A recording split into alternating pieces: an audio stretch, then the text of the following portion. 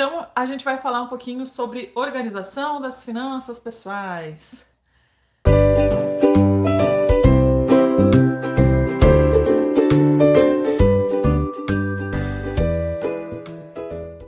E assim, no curso de finanças a gente fala muito de finanças do negócio, né?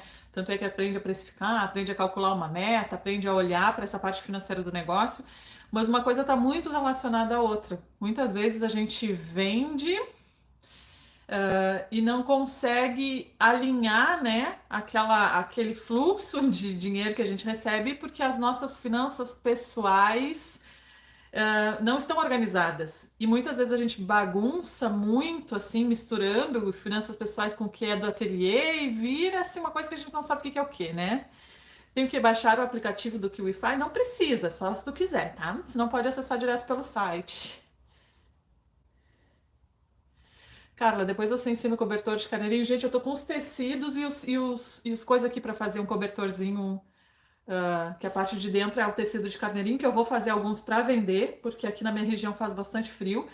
Então, consegui aqueles tecidinhos da Disney, eu vou usar, porque apesar dos tecidos da Disney ser mais caros, eles vendem com muita facilidade, né? Então, vou aproveitar para vender alguns.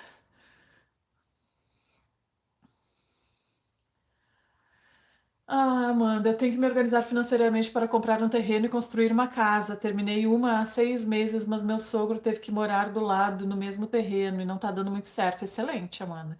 Eu acho que assim, tudo o que a gente quer, a gente tem que ter clareza de objetivos, né? Então fica muito mais fácil. Agora vamos então entrar no nosso assunto. Primeiro lugar é, Carla, tô aguardando as ferragens das bolsas. Hoje eu fiz o pedido das ferragens, tá? Pelo menos o regulador de alça, meia argola. E eu pedi cursor também e zíper por metro, porque daí já fica tudo completinho quem precisar, né? Do zíper, o cursor e as ferragens. Consegui fornecedor, mas é, gente do céu, assim, ó, é um fornecedor que indica outro, que vai dizendo quem tem, porque é cada coisa num lugar. Impressionante isso, né? Então vamos lá. Ah, Lélia, quando fizer, me mostra, hein? Botar em prática.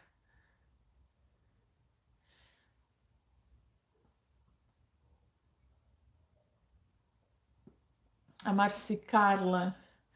Eu assisti seu vídeo sobre paninho de boca. Tem um bichinho de tecido, um hipopótamo, de roupinha toda linda. Posso usar de modelo até eu comprar um bebê reborn? Eu acho que pode, sim. Tem muito a ver com o universo infantil, essa coisa de usar esses bichinhos. Pode sim. Vai ficar bem fofinho, inclusive.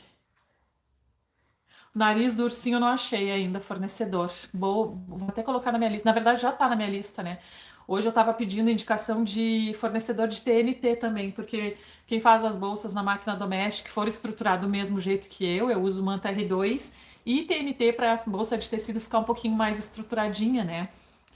Vou tentar achar. Que maratona, gente! Olha, às vezes eu penso assim, onde foi que eu me meti? Mas depois é divertido ao mesmo tempo, né? A Juliana, tomando as aulas de finanças, aprender com quem vive na prática faz toda a diferença. Obrigada por compartilhar teu conhecimento e experiências. Que bom, fico muito feliz. Mas vamos lá. A gente fica batendo papo. Eu vou amarrar aqui que desamarrou meu cadarço disso. A gente fica batendo papo, né? O material que eu uso por dentro do Vivo é um cordão. É um cordãozinho roliço de algodão. Deixa eu ver se eu tenho aqui. Aqui, ó. É um cordãozinho roliço de algodão, ó. Desfoca se eu chego muito perto. Mas é um cordãozinho, ó, de algodão. Que eu uso no...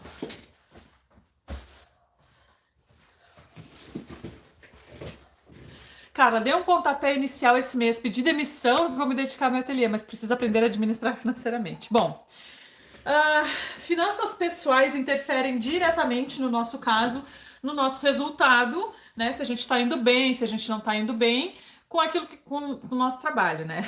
O que eu fiz? Vou compartilhar um pouco com você sobre isso. Porque o que eu identifiquei, qual foi o movimento que eu precisei fazer quando eu comecei a dar uma virada, assim, né, na minha vida. Bom, a primeira coisa que eu fiz foi... Eu tenho até hoje, tá, gente? Eu tenho um caderno. Eu falo pra vocês que eu sou analógica, eu sou mesmo. Eu tenho um caderno onde eu coloco todos os meses, ó. aqui tá em fevereiro, março, abril, maio, aqui nós estamos em junho. Então, todos os meses eu tenho tudo anotado, o que eu preciso pagar, em qual data, quanto é, enfim, tudo anotadinho. Se é parcelado, quantas parcelas ainda faltam, eu coloco do lado. Por exemplo, eu tô pagando aqui porque eu entrei com o registro da Vale. Aqui tem pessoal e do negócio também, tá? É meio enxuto. Eu fiz.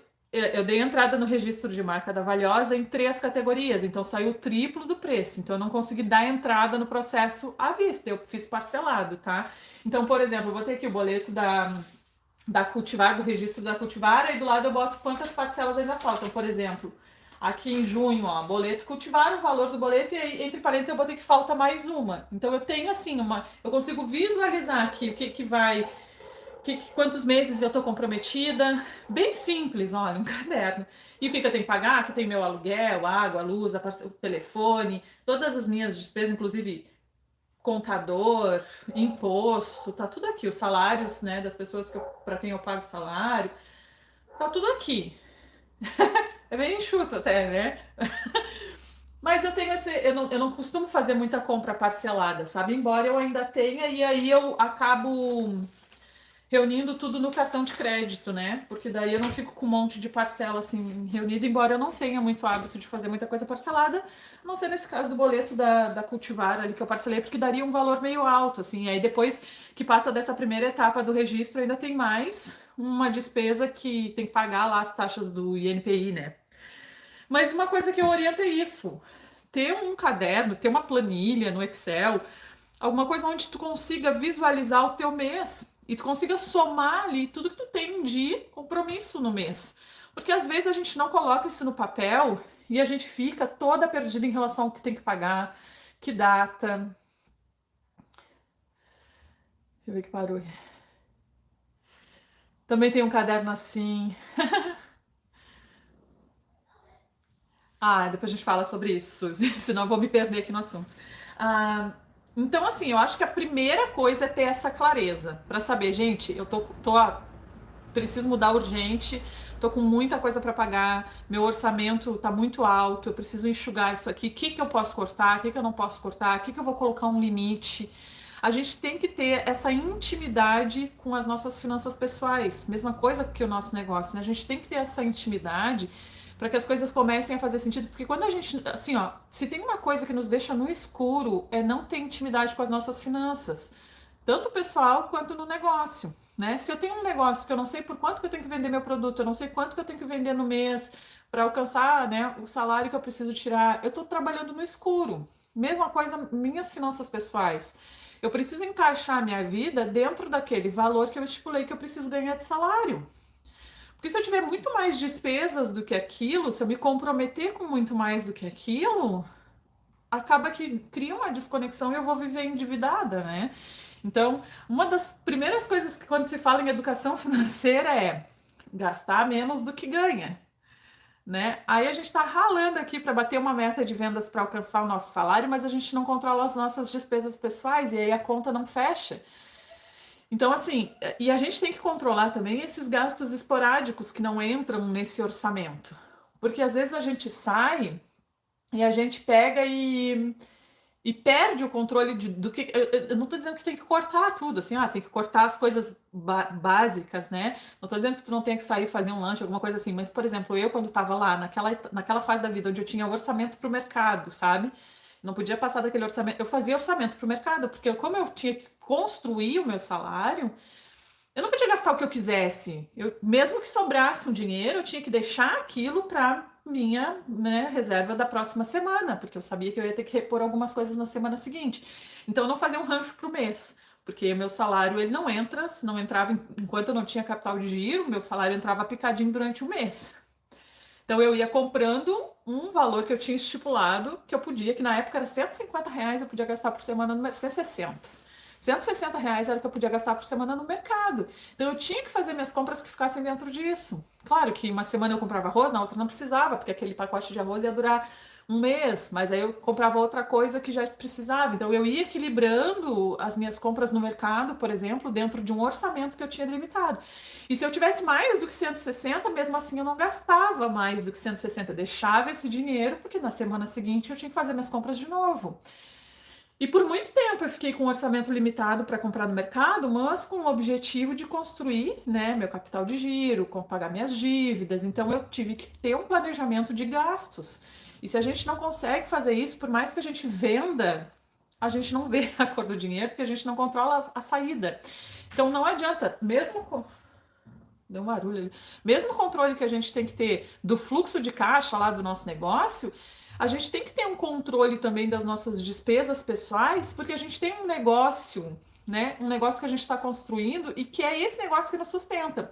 Então, eu não posso gastar com despesas pessoais mais do que o meu salário, algo que comprometa o crescimento do meu negócio. Eu até posso pegar uma parte do meu lucro e gastar com despesas pessoais. Mas se eu gastar mais do que isso, o meu negócio não tem como se sustentar, porque eu estou gastando tudo com despesas pessoais. A Sônia Carlinha cria uma página no Instagram, mas estou sem rumo como vender por cartão e boleto. Qual o caminho? Não tenho quem me ajude. Já assisti vários vídeos, mas não consegui entender o caminho. Eu te indicaria, tem várias formas, tá? PagSeguro, Mercado Pago, PayPal, PicPay. Eu uso o Mercado Pago e eu gosto muito, tá? Tu instala um aplicativo e aí lá dentro do Mercado Pago a pessoa pode escolher se ela quer pagar no cartão, se ela quer pagar no boleto. Tu pode inclusive cadastrar a opção de Pix, mas aí eu não te aconselharia a cadastrar por lá, faria Pix da tua conta do banco direto.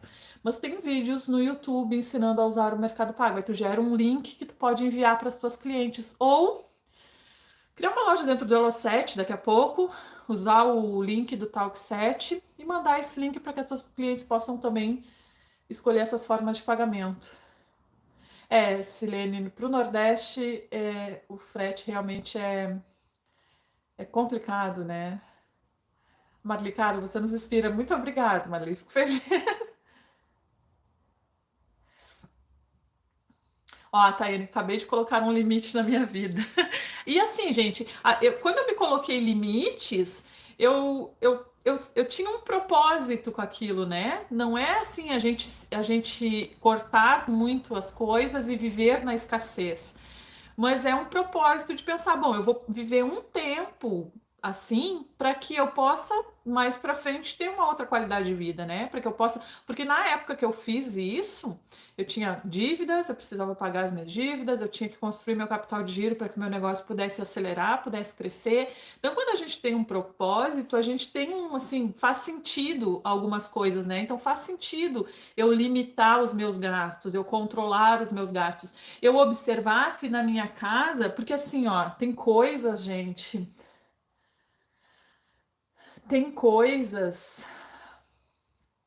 Ó, vou separar uma conta do meu ateliê e outra particular. A Priscila, é isso que aconteceu comigo. Tudo que entra vai para as contas pessoais. No meu caso, salário e lucro vai tudo para contas pessoais. Olha, vê como é que eu sei? Como é que eu sei disso? Arlete, Carla, quando vai abrir as inscrições para o curso de finanças? Provavelmente eu tenho que esperar terminar essa turma que está agora primeiro. A gente vai até o final de junho ainda. Aí depois a gente vê como é que faz para se vai liberar uma outra turma já em seguida ou se vai dar um tempo. Ó, Daniela, gasto tudo que entra com gastos pessoais. A Valkyria, este mês eu consegui pagar as minhas contas sem mexer no dinheiro da casa. Dá uma alegria de me saber independente. Ainda são pequenas contas, mas tá melhorando. Coisa boa, né? Que sentimento bom. Isso nos impulsiona para frente. Saber que é possível, né? Muito bom. Ah, só, eu ainda não estou num ponto de guardar lucro. Tudo que entra sai para pagar contas. Eu creio que esse dia chegará. Isso mesmo. E é por isso que é bom trabalhar com metas, gurias. Porque assim, eu sei que eu tenho as minhas contas para pagar, então nesse sentido as metas sempre me motivaram, porque eu sabia que precisava alcançar aquele X de vendas para ter o X de salário que eu precisava para suprir aquelas contas. E as minhas contas eram muito enxutas, assim, sabe? Eu não comprava nada sem necessidade, eu esperava para poder comprar. Tanto é que eu fiquei um tempão sem televisão em casa com uma criança de 3 anos. Porque naquele momento eu não queria me endividar mais ainda, sabe? Eu não tinha condições de comprar à vista. Então, eu tive disciplina, assim, não foi fácil. tinha vontade, mas depois eu pude, né? Depois eu pude muitas outras coisas. Depois que eu passei por esse período, então, para dizer para vocês que compensa a gente ter uma certa disciplina e ter um propósito naquilo que a gente está fazendo, que depois eu comprei meu carro, depois eu comprei minha casa, e tudo isso aconteceu depois disso que eu tô contando para vocês, desse período de ter que controlar as compras no mercado, né? Então, assim, tem que ter um objetivo maior. A gente tem que fazer alguma coisa com um propósito maior. Para que que eu trabalho tanto? Porque o meu ateliê ele não tem que ser só satisfação pessoal. Ah, eu gosto de produzir as minhas peças são lindas. Esses dias eu li uma aluna que escreveu assim: eu gosto do meu trabalho, mesmo que eu não tenha retorno financeiro, eu gosto de ver o sorriso da mãe. Cara, eu mereço ser remunerada por outras pessoas se sentirem felizes em ter o meu trabalho, entendeu? A gente se enche de crenças sobre dinheiro e aí a gente acaba que fica patinando e não evolui. E às vezes também falta um pouco de planejamento e falta de de conhecer, sabe? De ter essa intimidade com as nossas finanças.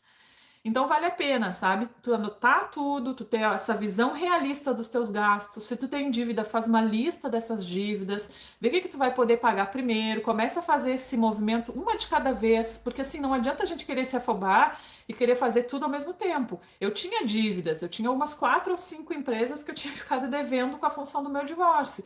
Eu fui lá, listei elas, vi o que eu podia pagar, quais eram as condições que eu conseguia, quais eu já podia quitar, que eram menores, quais eu ia ter que juntar dinheiro um tempo para conseguir pagar, qual que eu tinha que parcelar. Então, tu consegue criar um plano de ação em cima disso. E outra coisa que eu ia falar para vocês é que às vezes a gente tem assim coisas dentro da nossa casa que estão paradas e que muitas vezes a gente pode criar um processo de desapego, né, colocar para vender isso nesses grupos de desapego que tem por aí, fazer esse capital que a gente precisa para investir em alguma outra coisa, né? Tempo é dinheiro, essa frase a gente escuta muito, mas tempo é dinheiro só para quem tem dinheiro, né? Para quem não tem dinheiro, tempo é só tempo. Porque não vira dinheiro.